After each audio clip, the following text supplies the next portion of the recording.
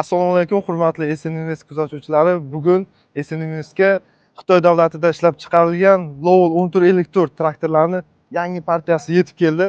Barchangizni SNInvestning barcha filiallarida kutib qolamiz, azizlar.